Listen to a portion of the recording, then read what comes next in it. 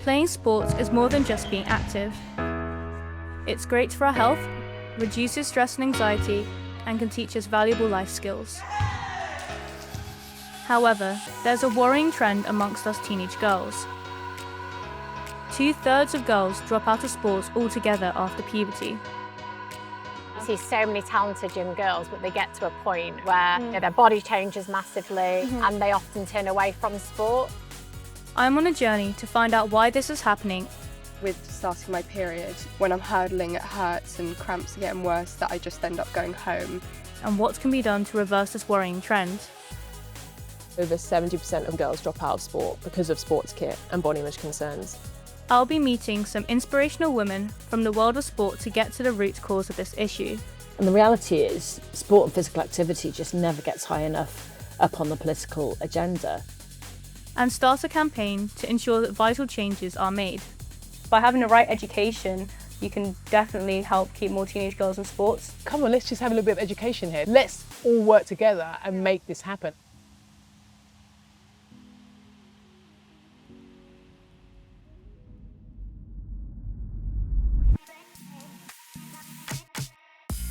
I'm Isabelle Kyson. I'm a 15-year-old athlete and I've loved sports for as long as I can remember. I started running when I was 9 years old. I'm a 400-metre hurdler and I compete at a national level. I train pretty much every day and it's just something that I'm really passionate about and something that I really love. However, I've witnessed an alarming trend amongst girls my age. I first noticed a lot of girls dropping out of sports when I was in the younger age groups. I noticed that there were loads of us in the younger age groups, but as soon as I looked at the older age groups, there were hardly any girls. And at that time, none of us could understand why we would drop out of sports because we're all just loving it so much. But as I got older, I saw a lot of my friends and peers drop away from sports, and that was really upsetting. The reason for this decline in girls seems to be linked to the issues we face during puberty. From weight gain to period cramps, this can all have a negative effect on performance. When I was younger, I was really successful and I was winning medals in almost every event. However, when I was about 12 years old, before I started my period, I experienced this weight gain and I gained 6 kilograms in the space of 6 weeks. And despite me training harder than I ever had before, my performances were only going backwards, and this was just really disheartening to see. One of my mentors is former Olympic sprinter Jenny Stout. I've known Jenny since I was 12 when I used to train with her daughters. Jenny knows only too well the difficulties elite young female athletes face.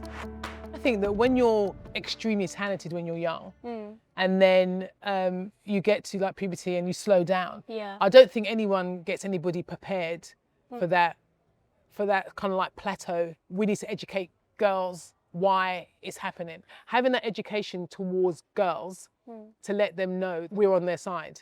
We understand what they're going through, and to say that it's not a bad thing to be emotional. If a boy was upset or having a panic attack, everyone would be like, oh my God, sit down, let's have a conversation. If it's a girl that's, It's being over emotional. she's been over emotional, don't do this. Yeah, I'm like, what, excuse me? However, this issue is not just affecting us girls who compete at elite level. Worryingly, 80% of girls feel they do not belong in sports. A couple of years ago, I did consider dropping out of sports because there wasn't any sort of education about confidence and body image. When puberty hit me, I really struggled with swimming. The high cut nature of the costume really raised a lot of body image issues within me and really put me off like the sport. I've quit sports before. I've quit like running before because I felt that it was too like boy dominated at the time.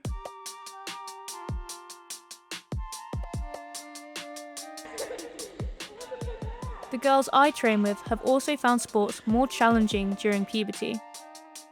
I think as you start to get older, a lot more girls begin to feel more like embarrassed and self-conscious, especially if it's mixed with boys. With starting my period, like I would be a lot more upset at training sessions. Your emotions go up and down quite a bit. When I'm hurdling, it hurts and cramps are getting worse that I just end up going home. One time when I was training, I was just wearing like my usual shorts and I leaked through on my shorts. So I ran over to the toilet and then I came out of the toilet and I was literally crying because I was like so like mortified. It's such a normal thing that girls shouldn't feel judged when it happens because it's normal. But some boys and men can be so horrible about it. Like they take the mick out of girls because of something they can't control. So it's definitely feel like if you was in a single sex environment, it's a little bit easier. What differences have you found training in a single-sex group compared to a multi-sex group? There's definitely a big difference. So I do rugby. So in contact rugby, it's only girls, and it just feels very inclusive and welcoming. It's a niche sport, so any girl is welcome to join. However, once contact season's over, you go into touch rugby, and that has to be mixed with boys to make up a team. And it's a completely different environment. They don't pass to you. They make comments about you and about how you're so rubbish, and it just makes you mess up and just feel terrible about yourself. There has been times that I've second-guessed why I'm still in the sport, but then I know that without it, I feel it's not who I am. Like, I feel so empty. Over the past few years, I've been sharing my own personal experiences in the hope of raising awareness of this issue. But I want to speak to a top-level former athlete to find out if she faced the same problems at my age, and what advice she would give to us teenage girls. She's one of my biggest role models, and I'm really excited to be meeting her. Hi, how are you? Good, nice to meet you. Dame Jessica Ennis-Hill is an Olympic gold medalist heptathlete and a 3-time world champion, and she is the main reason why I took up athletics. When I was 5 years old doing a sports day race, and I remember my dad showing me your race, and I was very much just like, oh, I want to be Jess Ennis. Oh, that is so cute. And that was like the first medal I ever won, and I was like, I'm like Jess Ennis. Oh, I love that. Yeah. That's amazing. Because when you're there, like at the Olympics, you don't think about all the, the kids watching and how it's had an impact on them. So that's very cool. So I guess your main inspiration came through seeing other female athletes in the media. Do you think that's really important in terms of getting girls engaged with sports? Absolutely, yeah. I think that you have to be able to see other people like yourselves competing, and in arenas like this, you have to, see as many females as possible at the top of their game, knowing that you could, go out there and do something similar. And I felt massively inspired by, other female heptathletes, by female high jumpers, across a range of different events, just seeing what they were achieving. Growing up for me, Denise Lewis was someone that I always looked up to. So she obviously did the heptathlon, and I remember watching her in Sydney and growing up seeing other heptathletes, and just made me want to try and emulate something similar. Yeah. I'm curious to find out if Jessica has faced similar issues to teenage girls today. From your experiences, what do you think are some of the barriers that you face as a teenage girl doing sports? I think I faced a lot of the barriers that a lot of young girls face in sport. So I felt that I was missing out with friends. I felt that they were all doing things that I couldn't do because I was doing sport. I felt that my body was changing in a way that I didn't quite like. So my arms were more musclier than my friends. I looked stronger. That was something that I didn't feel comfortable with. As a teenager, my friends, my sister, the girls around me, they found it really hard to continue with sport for various different reasons. And I think you still see that now. I think you see so many talented young girls, but they get to a point and an age where, their body changes massively, their lifestyle changes, they have other things influencing them, and they often turn away from sport. And I think it's really, really important that as parents, as teachers, coaching staff, that we just try and find those ways to keep motivating young girls to feel that they can push through those challenges and come out on top in sport. Have you noticed any differences in the pressures that young girls face now versus the pressure that you felt when you were a young girl in sport? Yeah, I think that now the attention, like the global attention on athletes is huge now. Yeah. We have social media, TikTok, Instagram, all those different platforms where I think athletes feel that they have to give a lot more to the general public. I think that can be quite challenging. Yeah, I definitely feel that that's a big thing for me. When I was younger, I used to post these little vlogs where I'd say, oh, I'm on my way to this competition, wish me luck. Yeah. And then I'd run bad in a competition. I'm just like, I've just told everyone that I was at this competition. Now they're gonna wonder what happens if I don't say anything. So I think that that's definitely something that affects a lot of athletes. What advice would you give to a girl who's possibly considering dropping out of sports? Oh, I would say don't drop out. I see it now. I have a daughter and a son, but my daughter in particular, I'm so passionate about helping her find a sport that she just loves and enjoys and gets something really positive from. And I think that any young girl that is enjoying sport initially, but feeling the pressure or feeling the barriers and the challenges and is thinking about dropping out, I would say absolutely don't. Like, give it a bit more time, because sport can give you so many amazing things in life. Having a good relationship for young girls with sport from a young age is so important, because as you get to the age of 15, 16, where you become a bit more body conscious and then you go into exercising for the wrong reasons, I just think it sets up those kind of negative patterns. I've noticed that with a lot of the girls in my year that the only reason why they're doing physical activity is purely just to look better. And they're only really doing it because they're feeling the pressures of social media and the pressures from friends, rather than actually enjoying doing a sport. They're just very much forcing themselves to go to the gym and just follow a sort of TikTok trend or something. Having role models like Jessica Ennis-Hill is essential for inspiring girls to remain active. Clearly, even the top athletes have also faced the same difficulties during puberty. It seems one of the biggest issues that is affecting girls in sports is the negative effects of the menstrual cycle, and I'm not sure there's enough support in schools to educate girls. I don't feel comfortable wearing something like really tight around my body when I have my period, because I might be like more bloated. We didn't get taught anything in school relating the menstrual cycle to sports. Bloating made it really difficult for me to wear like a tight top and like anything like that to like actually participate in sport. It's something that I wasn't used to at the start of athletics, like knowing how to cope with it, and like at training and stuff, like when it did happen and it came on, like having to work around it. I'm meeting with Dr. Natalie Brown of the Welsh Institute of Performance Science. So in terms of menstrual education, why are we looking into this? She is a leading researcher specialising in female athletes, focusing on how the menstrual cycle affects sports participation and performance. We have done loads of work going around all across the UK, talking to different girls to understand periods, what that's like in school, what that's like in terms of PE. Today she is holding a workshop at my school on menstrual cycle education. Historically, there has been like a taboo or a stigma associated with the menstrual cycle, so it's not something that's talked openly about. But equally, generally around puberty, like from some of the research I've done in schools, we know that menstrual education is quite poor. So maybe not much conversational communication from the teacher in terms of how it might make you feel, or how might you manage if you've got really bad cramps or really heavy bleeding. Done a lot of work with girls in school, and actually loads of them didn't know around period pants. Really? Like had never heard about them. Okay, so they thought the only option was having a pad, which they were like, when I'm running, that moves around, it's really uncomfortable. What would you want your lesson to be, rather than... Like it explains what to do when you get to it, so that you know you're prepared. And girls and boys separate. When you start the menstrual cycle, you've got these changes in hormone levels, estrogen and progesterone, and that can affect your body, how it's metabolizing energy, but also how you respond to exercise can be really different. You start your menstrual cycle so that you're able to have a baby.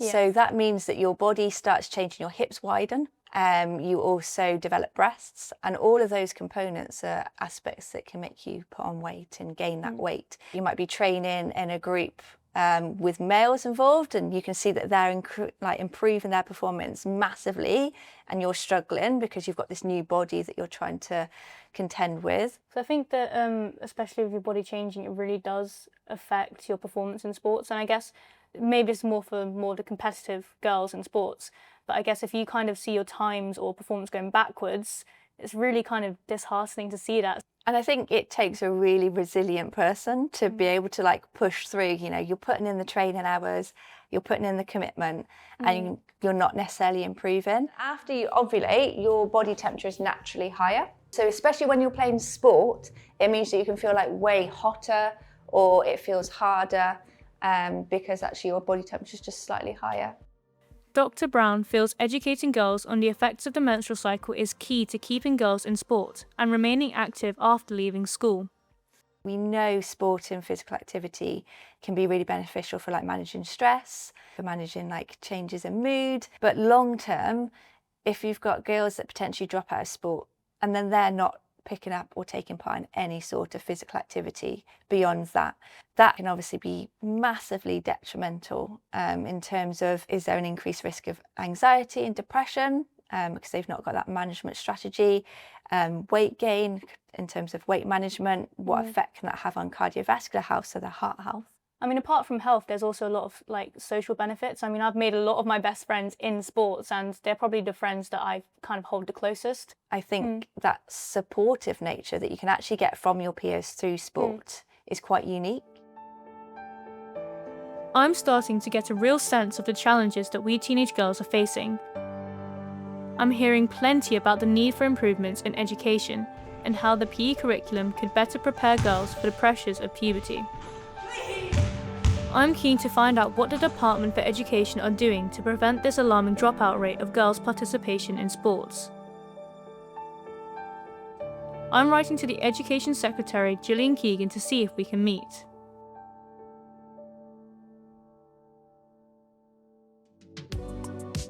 But puberty isn't the only hurdle us girls have to overcome.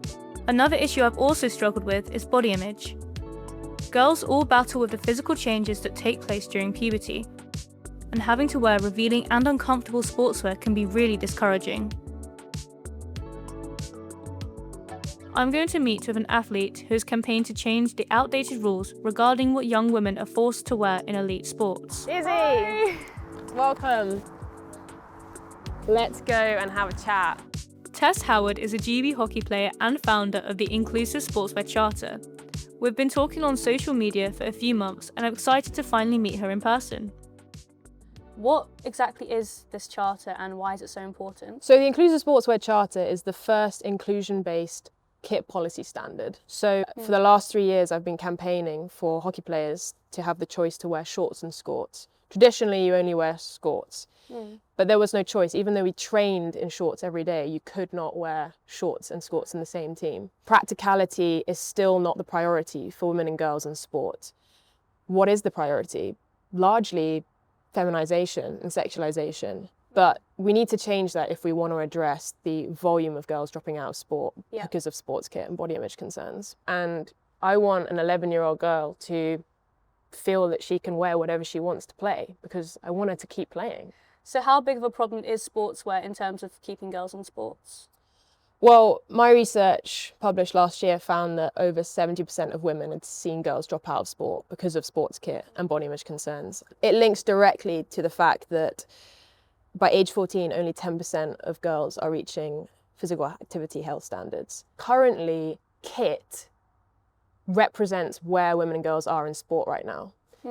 What if we moved it further? What if we saw participation increase because girls could have a choice in what they wear? What does that look like? It means having options like leggings, shorts, skirts, tracksuits that you can wear, a choice around it. So what we did in hockey, becoming the first team ever to wear a combination of skirts and shorts at the Olympics this year, was a massive showcase of what uniformity could look like at an elite sport level. And I think that is a big thing in trying to keep more teenage girls in sports. Because if you don't feel comfortable doing something, why do it? You're going to avoid it completely. Have you seen any other positive kit changes in other sports? Yeah, well, there's been a massive push for football shorts to move away from white to support women and girls when they're on their periods. Instead of being like the odd one out, not wearing white shorts because you know you're on your period, you can, so the Lioness has changed their kit from white shorts to blue shorts, and that was a huge step in the right direction and encouraging other football clubs to do the same. I was super inspired by the German gymnasts who wore full-length leotards, because that's a whole sport that we could talk about for ages, you know, in terms of sexualization of their athletes. So all of these elite level, sort of high-profile teams are making changes, but you're not really seeing it at the grassroots level. Sports like swimming, gymnastics, there's a lot of sports where they are dressed in quite sexualized clothing, which has no other purpose other than to make it look good for the spectators rather than performance. I think the work that Tess is doing is really going to bring more inclusivity to women's sport. Clearly, what girls are permitted to wear can make a big difference to whether they remain in sports. The rules on sportswear really need to change to encourage participation at all levels and to entice girls from all cultures to remain in sports. Yasmin Haroon runs the Muslimah Sports Association with the aim of encouraging young Muslim women to take up a range of sports, from karate to football. I did sports all my life at school, and then when I left school, I didn't find anywhere to continue that journey. I started MSA, or Muslim Sports Association, just to get Muslim women primarily to back into sports, where you can have that social aspect, but also get fit and meet new people at the same time as well. What specific barriers do you think Muslim girls face in terms of accessing sports? For myself, from experience, it was conforming to the uniforms. Not every Muslim woman wears a hijab, but we do dress modestly. Swimming, for example, you wouldn't be seen doing swimming in an open area. If it was women only, you can wear what you want. When I left school and I wanted to continue playing football or playing any other sport that I was doing at the time, I didn't think that the clubs around me would allow me to play with my hijab on, or the uniforms were very short, so like you had to wear shorts to play football. The tops were very fitted, so the uniform was the biggest barrier. Although only 17% of Muslim women play sports, there are signs of improvement.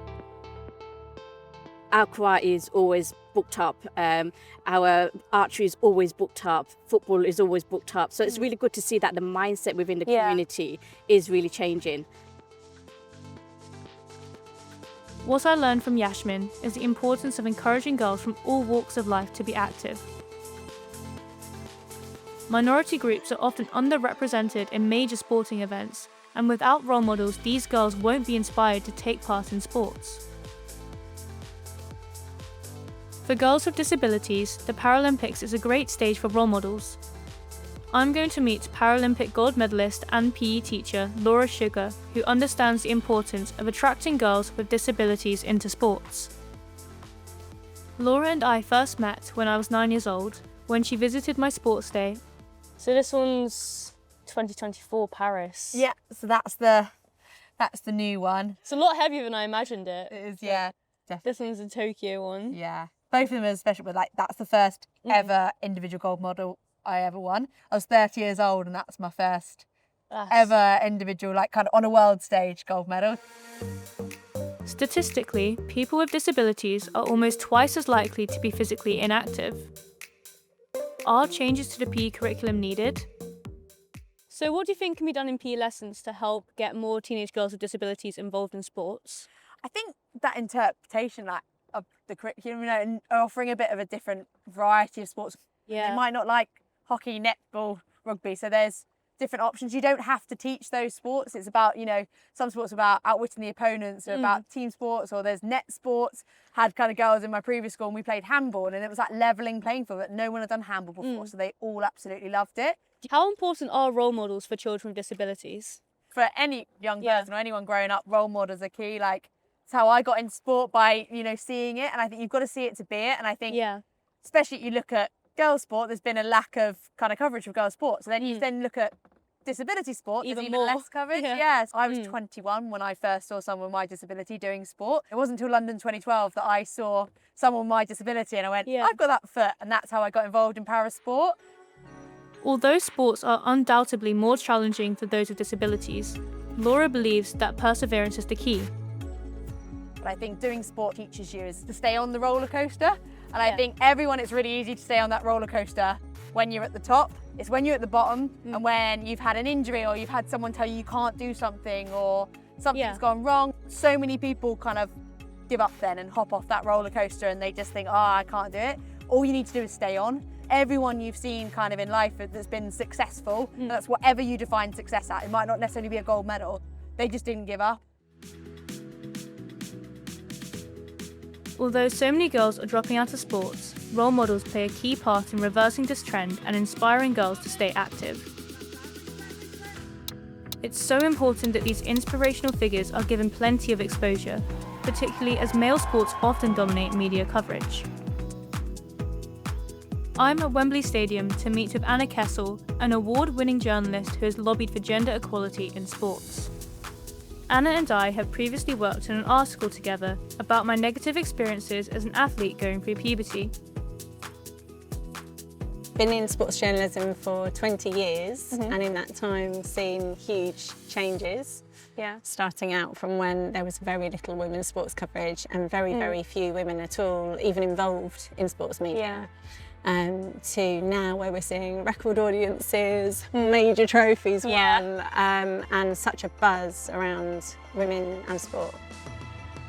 Things began to really snowball when London 2012 happened. You had phenomenal athletes like Jessica Ennis-Hill, Laura Penny, and they were household names. In 2016, a study found that 7 out of 10 teenage girls who dropped out of sports during puberty felt that they didn't belong in sports. What role do you think role models have to play in that? Role models are huge. I think young women and girls want to see themselves in sports stars, and I think that's been one of the great strengths of female sports stars, that they've been able to tell their stories on their own terms. If you think about the recent Olympic and Paralympic Games, it was dubbed the TikTok Games. Simone Biles was one of the athletes who had the most views, I think over 600 million views of her TikTok account. She talks about issues that matter to young women. She talks about mental health. She's talked about the abuse that she's faced in sports. These are the very platforms that young women and girls are accessing, are excited about. The same demographics that we're worried are disconnecting from sport and dropping out of sport. If we're engaging them through these social media platforms, here's the kind of freedom for young women to tell their stories on their own terms. Although the increase in positive role models is encouraging, clearly there's a long way to go until women's sports reaches the same exposure as the men's events.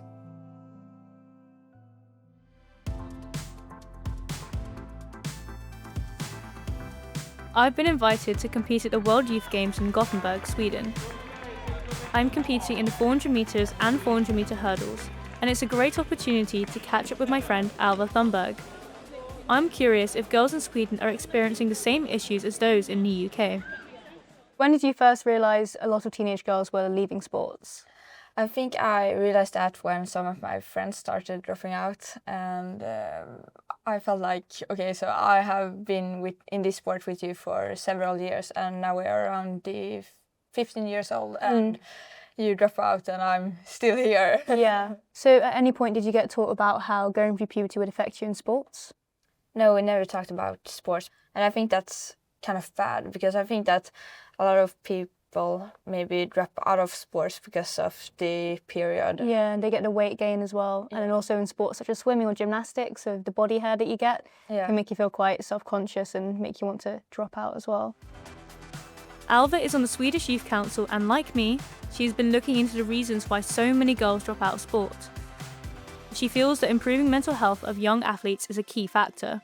I worked with mental health, combining sports in school, and there were studies that a third of young people drop out of sports because of mental health. What is and what can be done to help keep more teenage girls in sports in Sweden?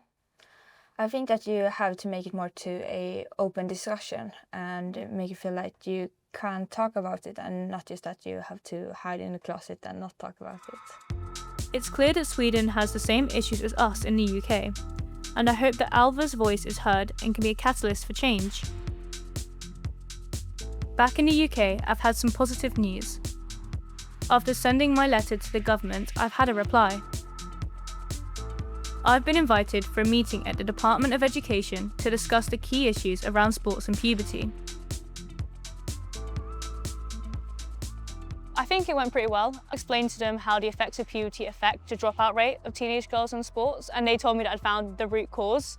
So they told me to consult on the National Curriculum Review, which is pretty cool. And they also told me to have a chat with the Association for PE, which I think would be a brilliant opportunity.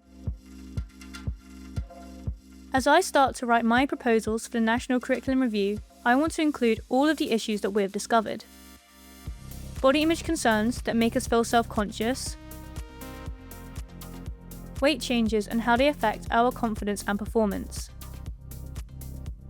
managing our menstrual cycles while staying active, finding comfortable sports attire that works for us, and protecting our mental health when competition gets tough.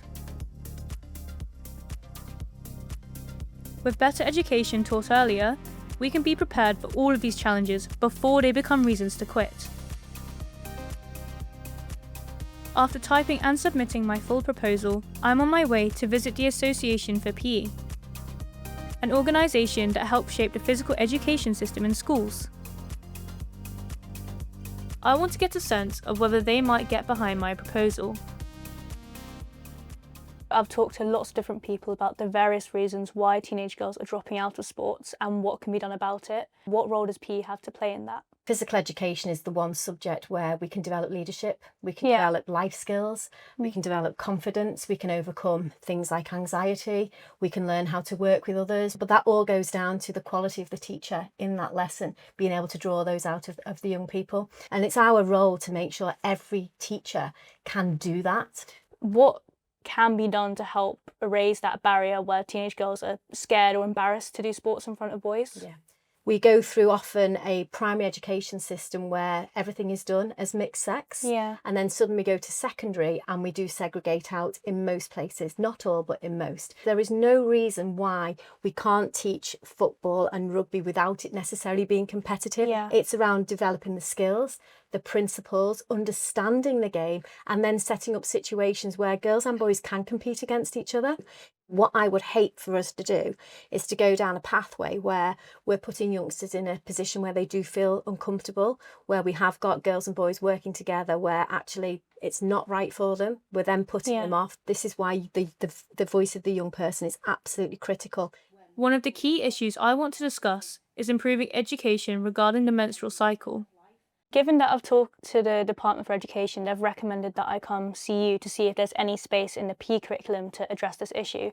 I know that we are taught about this in a biological sense in biology, but we aren't necessarily taught about how this affects us in sports and in a more realistic day-to-day life approach. We know there's lots of taboos associated with being physically active on your period, and we actually know that being more physically active helps. Absolutely, Issey. And we need to get that message across. But I think where I feel we're at is we address it too late in a child's education. These are things that need to be talked about in the primary space much earlier. Before you actually experience it, so you know what to do. Absolutely, Issey. I think what we do need to be respectful of, though, is that there's going to be certain activities that some girls will feel uncomfortable doing when they are on their period, and that's often down to maybe some of the kit that they may be wearing. So this opens up a whole new conversation around making sure that we're allowing girls to dress how they feel they are most comfortable to engage in an activity. You've talked about the continual support for teachers. What else can be done? Well, Issey, I think this is where you can come into your own here. You can come and work with us and developing some support for teachers just around raising awareness. We make change when young people have their voice and are heard. And I think it'd be great if you can come and work with us on creating something that we can then send into schools. I think that's the first I would love that. That'd be amazing. We will get that done. The second thing is I'd love to invite you to our development day in December, where we can put you on a stage and you can share your story, because you are raising some really incredible issues here that we need to think about as a sector. And on the back of this, I really would like to invite you to be the Association for Physical Education's first ambassador around young people's voice for physical education. Thank you. I would love that. I'm so proud to have been invited to become an ambassador for the Association for PE. And this will definitely give me a platform to be able to speak to those who are actually delivering PE lessons. Kate has invited me to create a toolkit and campaign posters to send out to schools. This is our chance to make a real impact, taking everything we've learned and putting it directly into the hands of students across the country.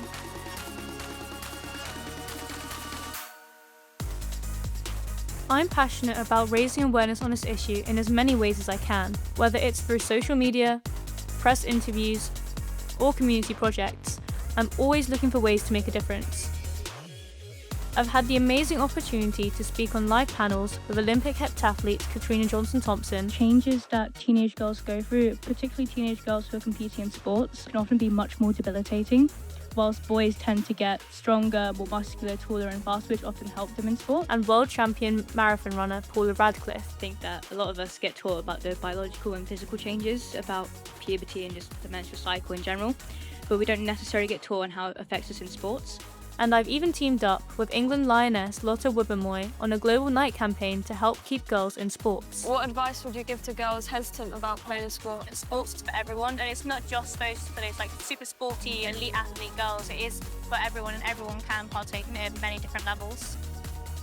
My local MP is also behind my campaign, and he's invited me into Westminster for a chat. So it's been great to meet in Parliament today with Issey, who's campaigning hard on an important issue about getting young girls involved in exercise and sport and staying involved in that as they grow up. And what Issey's campaigning on is to make sure that schools and curriculum are very much aware of that. I'm delighted to help Issey in her campaign. However, a couple of weeks later, and my optimism is starting to fade. After the general election this summer, there is now a new Minister for Education. I'm writing to them as they are now reviewing all of the previous government's plans on education. So I'm writing to the new Education Secretary, Bridget Phillipson, and I'm writing to her so that I can understand what the new government's plans are for preventing teenage girls from dropping out of sports. As my campaign is building momentum, there's one person in Parliament I'm very keen to talk to. Baroness Tanni Grey-Thompson is an 11 times Paralympic gold medalist who now sits in the House of Lords.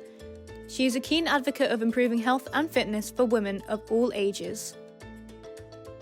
So what I'm trying to achieve is a change in the national curriculum to have somewhere about educating about the effects of puberty in sports. What do you think schools can do more to help make the sporting environment more equal? The Department for Education could ensure that there's better training for PE teachers, and it's different between primary and secondary. Yep. So in secondary, you've got specialist PE teachers. At primary school, they're very much generalists. And the reality is sport and physical activity just never gets high enough up on the political agenda. You know, the chances we get to debate it in Parliament are few and far between. And I sat on a select committee where we spent a year. Our question we had to answer was, should there be a national plan for sport and physical activity? So, yes, is the answer. Obviously, yeah. Yeah, there should be. But we need to think about how we can get people to be healthier. You know, 80% of women are not fit enough to be healthy. You know, some of the challenges, we know girls disengage at 8 at sport. We used to think it was 13, but it's younger. It's way younger. It's just because they're made to do physical activity in school. They have a really poor relationship. They're not going to continue on. There's still loads of discrimination about girls playing sport. We value sporty boys more than sporty girls. Yeah. We're still at a point where dads think that they should play sport with their sons, but not with their daughters. And a lot of mums don't have time to be active themselves because they always put themselves last. How would you go about trying to instill that love for sports so that those teenage girls go on to love sports in their older years? So one thing I would do would be to put specially trained PE teachers into primary schools. Yeah. So there's lots of reasons that a lot of our Olympic medalists come from the independent sector. Yeah. And a lot of it is that they're taught really good skills from a very young age. They're not left to kind of teach themselves. Actually, if you learn the correct style of running, it's much more enjoyable than you just learning teach yourself and then running it incorrectly. Yeah. So, you know, we don't expect children to do trigonometry without teaching them all the building blocks of maths. Yeah. We expect children to play sport without teaching them how to do it. And it's also recognising there's a big difference between boys and girls about what they like doing, how they feel comfortable, the clothes that men and women can wear. Beach volleyball, the men can wear shorts and a vest top. The women bikinis have to wear a bikini, no bigger than 2 inches on the hip. It gets measured. It actually gets measured. It gets measured. Yeah, wow, that is part of the rules. Now, the women who play beach volleyball at Olympic level look amazing, but that is not going to encourage a young girl who's got body image issues thinking about playing that sport. I think it's great that I'm hearing a lot of the same things from everybody that I've been talking to, which is brilliant because it means we're all on the same page. I think we're really at the stage now where we know what needs to be done. Raising awareness is one thing, but I think the main change needs to be done in the national curriculum.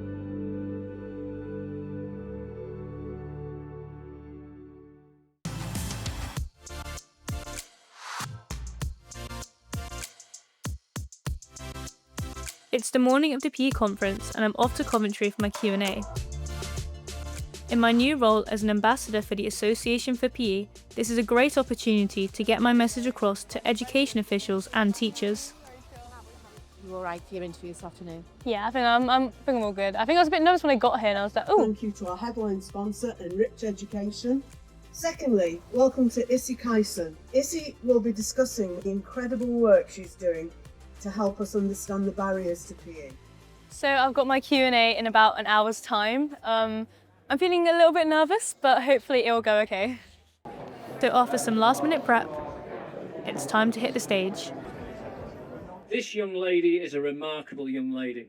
She's a sprint star who's keen to change the perception of puberty. Ladies and gentlemen, please welcome the inspirational Issey Kyson. We all get told, oh yeah, you're going to get your period, you might feel moody, you might have cramps and everything, but you don't get told about how it's going to affect you in sports. And unfortunately, a lot of girls drop out of sports because of this lack of knowledge. By having the right education, you can definitely help keep more teenage girls in sports. I think one thing that I'd say to you guys is to try and make it more inclusive. So for girls who, I don't know, are more scared of competitiveness, try and do sports like, I don't know, dodgeball or some sports that levels the playing field so that no one's going to be like that super epic netball player, so no one's going to be that super epic football player. It means that everybody can take part and not have to feel fear of being really bad at a sports. Can I just say on behalf of the 230 people here, you have spoken and we have listened. Ladies and gentlemen, an inspirational young lady, Issey Kyson.